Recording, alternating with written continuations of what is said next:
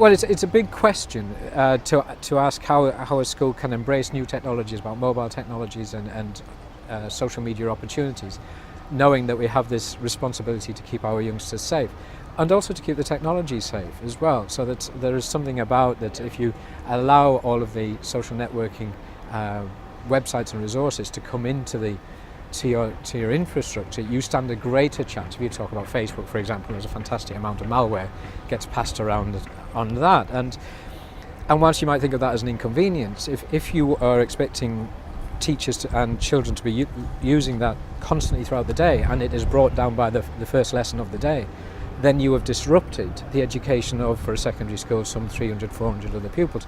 So you do have to have this kind of pragmatic, we need to manage that.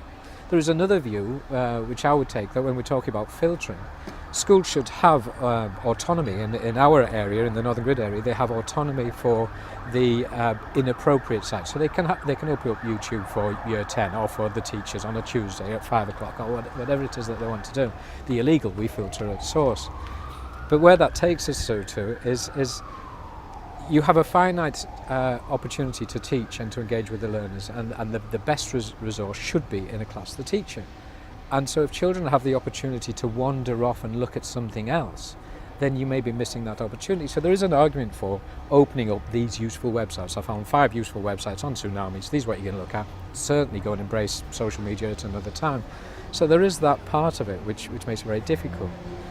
We are seeing, and we're seeing at this conference this week, that there are schools that are saying, well, we're not going to ban mobile phones, and we are able to allow the learners to have those come in there. The way that you do that is not by having a technology-rich school, but by having a very well thought through pastoral system, and an effective pastoral system that is consistent across the school. So a secondary school, if we use that model again, because you can see the challenge that's there, you may be talking about 60, 70, 80 members of staff that must be consistent in observing and reporting cyberbullying and about cameras being used, because otherwise you have to say that none of us want to find ourselves on YouTube because children are videoed us when they should have been working and in compromising positions. And those compromisings aren't about the kinds of things that appear in the front of the newspapers, but can be the scratching of the nose, or they can be about the yawning in class, and the things that we do naturally